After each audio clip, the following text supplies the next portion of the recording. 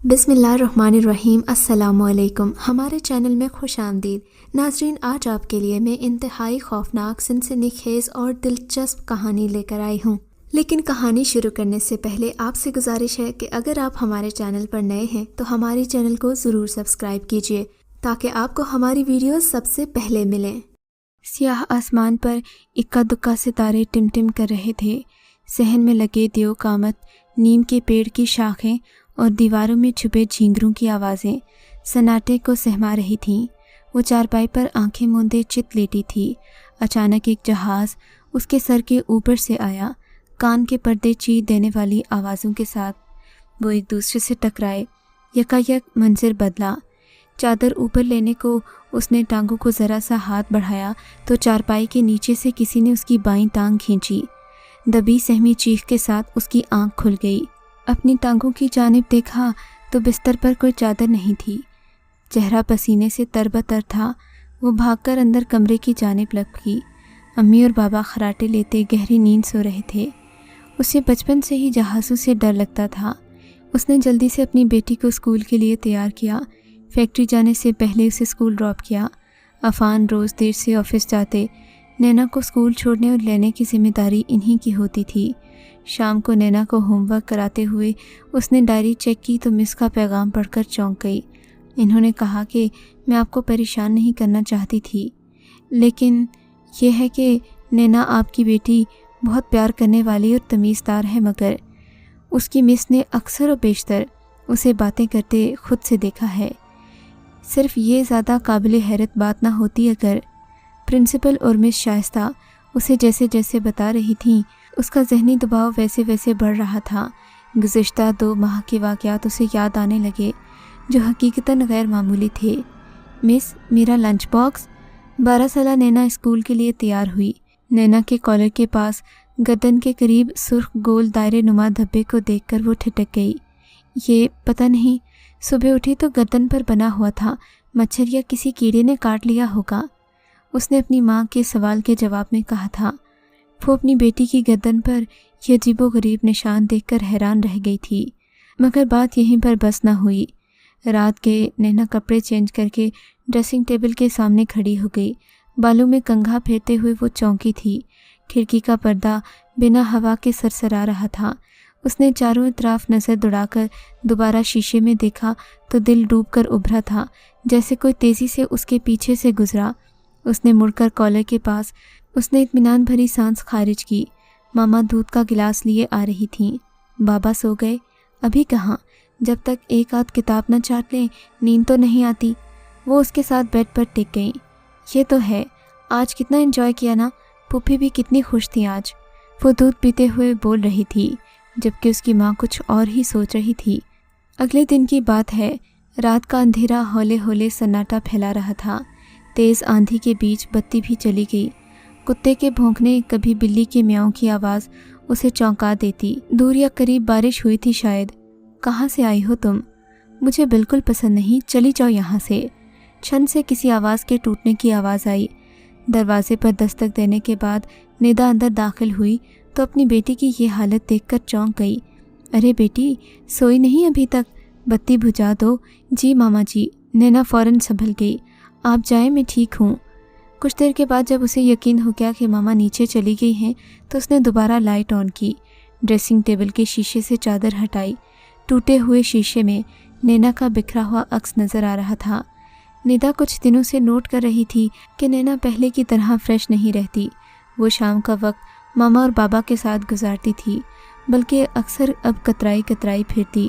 عفان سے ذکر کیا تو انہوں نے یہ کہہ کر تسلی دے کر ٹال دیا کہ پڑھائی کی مصروفیت ہوگی۔ اگلے ہفتے وہ تینوں نانوں کی طرف گئے۔ نینا کے چہرے کے نشانات قدرے ہلکے ہو گئے تھے، مگر پوری طرح ختم نہیں ہوئے تھے۔ دانیہ مریم کے ساتھ اس نے کافی اچھا وقت گزارا۔ ندا کی پریشانی رفع ہو گئی۔ کچھ وقت گزر جانے کے بعد نشانات پھر سے گہرے ہو گئے۔ ندا نے فیکٹری سے چھٹی کی، لہٰذا عفان کے ساتھ نینا اسکول گئی تھی۔ ندا بے فکری کی نیند لے کر اٹھی تو پورے گھر کا حال بکھرا ہوا تھا۔ وہ بری طرح ٹھٹکی۔ گھر کے تمام شیشے ٹوٹے ہوئے تھے۔ باتھ روم، صحن، بیڈ روم، سب میں دراریں پڑی تھیں۔ پریشانی تھی پریشانی، حیرت صد حیرت، آج حمیدہ بھی نہیں آئی تھی۔ معمہ کیا تھا وہ سمجھ نہ سکی۔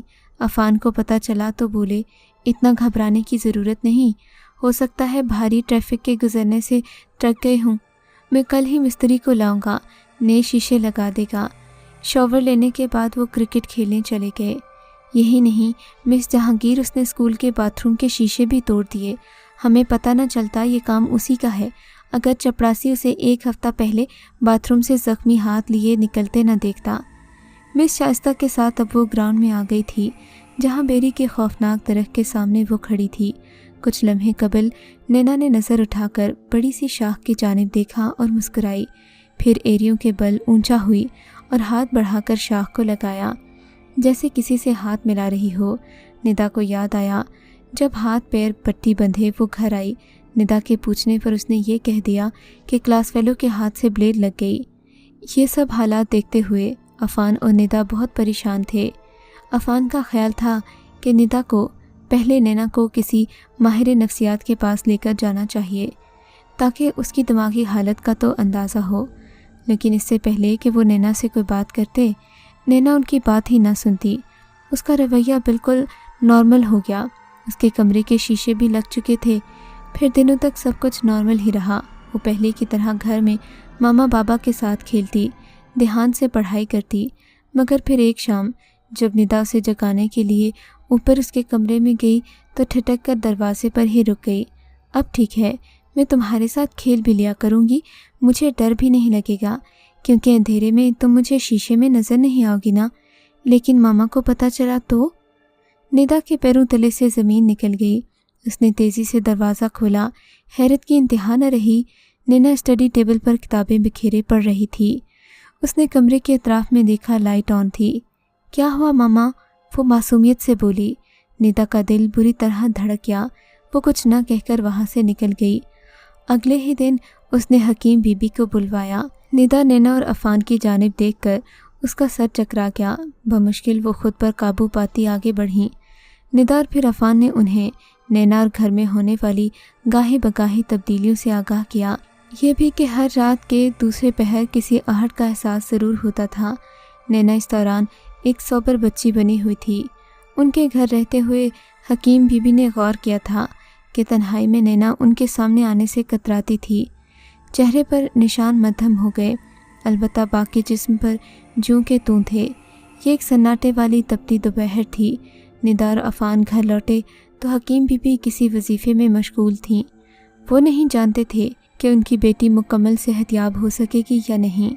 حکیم بی بی کی وہ خوب خدمت کرتے، انہیں کہتے کچھ بھی ہو جائے آپ ہماری بیٹی کا علاج ضرور کریں۔ دونوں میاں بیوی اپنی بیٹی پر خوب توجہ دے رہے تھے۔ 2 دن سے تو ندا فیکٹری بھی نہیں جا رہی تھی۔ گھر کی فضا میں بھی کچھ عجیب سا تناؤ سا گھل گیا تھا۔ حکیم بی بی بددستور ان کے گھر میں مقیم وظائف میں مشغول تھیں، البتہ عفان کی روٹین نارمل تھی۔ تیسرے دن نینا کو اسکول سے پک کرتے ہوئے وہ واپس گاڑی میں بیٹھنے کی بجائے گراؤنڈ کی جانب چلی آئی۔ وہ کچھ دیر خاموشی سے اس کے سامنے کھڑی رہی۔ ندا بیتاب اور مضطرب نظر آ رہی تھی۔ بیری کے درخت کی بڑی سی شاخ پر رسی بندھا کوئی بدہیبت وجود لٹکا ہوا تھا۔ ندا سپات تاثرات لیے اسے دیکھ رہی تھی۔ اس نے اپنا دایاں بازو آنکھوں کے سامنے کیا جس پر لال دائرے نما دھبے اور خراشیں نظر آ رہی تھیں۔ اس کے ذہن میں فلیش بیک چلا تھا۔ 3 دن پہلے وہ مضطرب سی نینا کے کمرے میں گئی تھی۔ وہ اس کے بستر پر چت لیٹی تھی جب کسی بدروح نے اس پر جھپٹا مارا۔ اپنے لمبے ناخن اس نے ندا کے بازو پر گاڑ دیے۔ وہ خوف اور درد سے چیخی تھی اور اچانک پھر اس بدروح نے خون بھری کے ندا کے منہ میں ڈالی۔ چند لمحوں کے بعد حکیم بی بی کمرے میں آئیں تو ندا سنبھل چکی تھی۔ ماما چلے نا؟ نینا کمرے میں آ کر بیزاری سے بولی۔ ٹھیک ہے بیٹا چلتے ہیں، پہلے بتاؤ تمہیں اس درخت پر کچھ نظر آ رہا ہے؟ ندا نے سکون سے کہتے ہوئے آخر میں پوچھا۔ نہیں اماں، یہ تو درخت بالکل خالی ہے۔ وہ مسکراتے ہوئے بولی۔ اچھا تمہاری کمر پر جو دھبے تھے وہ ختم ہو گئے نا؟ بیرونی دروازہ پار کرتے ہوئے اس نے پوچھا۔ جی ماما، وہ تو پچھلے ہفتے ہی ختم ہو گئے تھے، وہ معصومیت سے بولی۔ سفر کے دوران وہ دونوں خاموش رہیں۔ ماما کیا ہم گھر نہیں جا رہے؟ انجان راستوں پر گاڑی دیکھ کر نینا نے سوال کیا۔ جواباً وہ محض مسکرا کر اتنا بولی، کون سا گھر؟ عفان بیٹا، یہ اگلے دن کی بات ہے جب حکیم بیوی نے عفان پر ایک انوکھا انکشاف کیا۔ بیٹا، تمہاری بیوی نارمل نہیں ہے، شیطان اس کے اندر سرایت کر گیا ہے جو اسے اپنی اولاد کو مارنے پر اکسا رہا ہے۔ حکیم بیوی کا انکشاف بڑا ہی عجیب تھا۔ میری بات خاموشی سے سنو۔ انہوں نے فوراً اس کی بات کاٹی۔ مجھے یہ بتاؤ کہ کیا تمہاری بیوی پر بچپن میں کوئی سایہ رہا؟ حکیم بیوی کے سوال پر عفان سناٹے میں آ گیا۔ عفان، کیا میں تمہاری خاموشی کا مطلب ہاں سمجھوں؟ اس کے جواب نہ دینے پر انہوں نے اصرار کیا۔ پھر عفان نے جو تفصیل بتائی تو حکیم بیوی پریشان تھیں، مگر ساتھ ہی ان کے سوالوں کے جواب دینے کے لیے انہوں نے ہمت سے کہا، اسے شروع سے ہی برے خواب آتے تھے۔ بڑے بڑے جہازوں کو ایک دوسرے سے ٹکراتے دیکھتی تو چیخ کر اٹھ جاتی۔ وہ میری تایا زاد ہے، اس لیے ان حالات سے میں ناواقف نہ تھا۔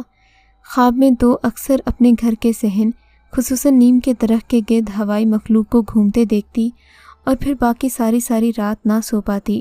جہازوں کا ڈر اتنا بیٹھ چکا تھا کہ کوئی حقیقت میں جہاز آسمان پر اڑتا دیکھتی تو آنکھیں بند کر لیتی۔ پھر یوں ہونے لگا کہ وہ نیند میں اکثر اٹھ کر درخت کے گرد چکر لگانے لگتی، کمرے میں بیٹھی خود سے یا پھر شاید کسی نادیدہ مخلوق سے باتیں کرنے لگتی۔ محلے کے پیر صاحب جو حکیم بھی تھے، ان سے علاج کروایا، دم درود کروایا، تھوڑے ہی عرصے میں سب ٹھیک ہو گیا۔ البتہ جہاز اور خواب سے ڈرنا نہیں چھوڑا تھا۔ عفان ماضی میں چلا گیا، ابھی کہاں ہے وہ؟ حکیم بیوی کو فکر ہوئی، جبکہ عفان کے چہرے کے تاثرات سمجھ کر وہ تیزی سے باہر بھاگے۔ ٹیکسی رکواؤ جلدی سے۔ اسکول پہنچے تو پتہ چلا کہ بیگم صاحبہ 1 گھنٹہ اسے لے کر پہلے جا چکی ہیں۔ وہ لوگ ٹیکسی میں بیٹھ گئے۔ ندا تو فون بھی نہیں اٹھا رہی تھی۔ ٹریفک جام کو چیرتے ٹیکسی ڈرائیور کو پیچھے بھیج کر لرزتے ہاتھوں سے ڈرائیو کرتا عفان گھر پہنچا تو بیرونی گیٹ کا کھلا دروازہ دیکھ کر بری طرح وہ دونوں ٹھٹک گئے۔ لان میں لگا واحد نیم کا پیڑ پہلے کبھی اتنا بھیانک نہیں لگا تھا۔ اب اس کی ایک شاخ پر رسی بندھی تھی جس پر ہاتھ سے بنا روئی کا پتلا لٹک رہا تھا۔ عفان نے چیختے ہوئے نینا کو پکارا تھا۔ کیا ہوا؟ ندا چیختے ہوئے باہر آ گئی۔ نینا کہاں ہے؟ وہ سختی سے بولا۔ ریلیکس، میں کچھ پوچھ رہا ہوں، مجھے بتاؤ وہ کہاں ہے؟ وہ تو نہیں ہے یہاں۔ کیا مطلب؟ ندا بیٹا تحمل سے بتاؤ، نینا کہاں ہے؟ حکیم بیوی نے پوچھا۔ آپ دونوں اتنے بدحواس کیوں ہیں؟ وہ صوفے پر بیٹھ گئی۔ نینا بیٹا۔ عفان اپنی بیٹی کو آواز دینے لگا، لیکن وہ ہوتی تو ملتی۔ میں تمہیں جان سے مار دوں گا۔ کیا ہے میری بیٹی کے ساتھ؟ چند لمحوں بعد وہ واپس آیا تو زبان سے بولنے نے انکار کر دیا۔ پیروں تلے سے زمین نکل گئی۔ ہائے بابا۔ نینا بیڈ روم سے باہر آئی۔ نینا بیٹی میری چندا۔ عفان اس کی طرف لپکا۔ میں ٹھیک ہوں بابا، واپسی پر ہم آئس کریم کھانے گئے تھے، دیر ہو گئی۔ عفان نے حیرت سے پہلے ندا اور پھر حکیم بیوی کی طرف دیکھا۔ ندا رونی صورت لے کر کمرے میں چلی گئی۔ حکیم بیوی، آپ نے خامخواہ اتنی سرسیمگی پھیلائی۔ عفان حکیم بیوی پر ناراض ہو رہا تھا۔ جواباً وہ سر جھکائے خاموشی سے گیسٹ روم میں چلی گئیں۔ پھر عفان کے منائے بغیر ہی ندا مان گئی۔ گھر کا ماحول پہلے جیسا ہو گیا تو حکیم بیوی کو اپنی موجودگی غیر ضروری لگنے لگی۔ انہوں نے واپسی کی تیاری شروع کر دی، لیکن شاید قدرت کو کچھ اور ہی منظور تھا۔ گزشتہ رات ہونے والی بارش کے اثرات ختم نہ ہوئے تھے۔ بجلی ابھی بھی کڑک رہی تھی۔ وقفے سے تیز ہوا کے ساتھ بارش بھی تیز ہو جاتی۔ رات کے کسی پہر وہ کروٹ لینے کو اٹھا۔ بستر کی دوسری جانب کی جگہ خالی تھی۔ اس نے سوچا کہ ندا باتھ روم گئی ہوگی، مگر اگلے ہی پہر وہ اٹھ گیا تھا کیونکہ کمرے میں سردی بڑھنے لگی تھی۔ اس نے اٹھ کر بیڈ روم کی بتی جلائی اور باہر نکل آیا۔ ڈرائنگ روم ویران تھا۔ وہ نینا کے کمرے کی جانب بھاگا۔ اس نے دیکھا تو اس کے بدترین خدشات درست ثابت ہوئے۔ نینا دھیمی آواز میں کسی سے باتیں کر رہی تھی۔ مخاطب کون تھا اس کی تصدیق کرنے کے لیے عفان نے حکیم بیوی کو زحمت دی۔ ندا کے روپ میں بدروح بیٹھی اسے باتیں کر رہی تھی کہ اچانک ایک دلدوز چیخ کی آواز نے عفان سمیت حکیم بیوی کو بھی منجمد کر دیا۔ عفان نے دروازہ کھولنا چاہا مگر وہ اندر سے لاک تھا۔ وہ چیخنے لگا، دروازہ کھولو، میں تمہیں چھوڑوں گا نہیں۔ انہوں نے دروازہ کھولنے کی ہر ممکن کوشش کی مگر دروازہ نہ کھلا۔ پھر دھماکے کی آواز کے ساتھ دروازہ کھلا تو ندا اپنے وحشی پن کے ساتھ نینا کو مارنے کے در پہ تھی۔ میں تمہیں نہیں چھوڑوں گی، میرے قریب مت آنا۔ وہ ہاتھ میں آلہ لیے کھڑی تھی، جبکہ نینا الماری میں گھس کر چھپنے کی کوشش کر رہی تھی۔ پھر یکایک ندا نے نینا پر حملہ کیا، مگر اس سے پہلے کہ چاقو کا وار کارگر ثابت ہوتا، نیچے سے آئی زوردار آوازیں ندا کو روکنے اور پھر چیخنے پر مجبور کر گئیں۔ عفان نے غور کیا تو کوئی ایئر کریش کی ڈاکیومنٹری لگی تھی۔ دھماکے دار آوازیں سن کر ندا نے اپنے کانوں پر ہاتھ رکھ لیے۔ عفان کو صورتحال سمجھ میں آ گئی۔ اتنے میں حکیم بی بی اوپر آئیں۔ انہوں نے تیزی سے ندا کو پکڑ کر رسی کے ساتھ باندھ دیا۔ حکیم بی بی نے تلاوت قرآن پاک شروع کی تو ندا کے اندر کا شیطان دبک کر نکل گیا۔ اس سارے معاملے کو سنبھالنے میں 60 منٹ لگے۔ عفان اور نینا بھی اپنی لرزش پر قابو پا کر وضو کرائے۔ وہ ساری رات ندا، عفان، جہانگیر نے کرسی پر بندھی گزاری، جبکہ عفان اور نینا نے جائے نماز پر۔ حکیم بی بی نے مختلف وظائف پڑھنا جاری رکھا۔ اگلی صبح چمکدار تھی۔ سورج کی زردی مائل کرنوں نے ندا کے جسم پر پڑے لال دھبوں کو دفع کر دیا۔ مجھے معاف کر دینا میری جان سے پیاری بیٹی۔ ندا نے نینا کو گلے لگا لیا۔ عفان نے دونوں کے گرد اپنے بازو کا گہرا تنگ کر دیا۔ اگر آپ کو یہ کہانی اچھی لگی ہے تو اس ویڈیو کو لائک کیجیے اور اس طرح کی مزید ویڈیوز دیکھنے کے لیے ہمارے چینل کو سبسکرائب کیجیے۔ اور ہاں، اگر آپ کی کسی دوست، رشتہ دار یا بہن کے ساتھ خدا نہ کرے ایسا کوئی واقعہ پیش آیا ہے تو ہمیں کامنٹ سیکشن میں اس کے بارے میں ضرور بتائیے۔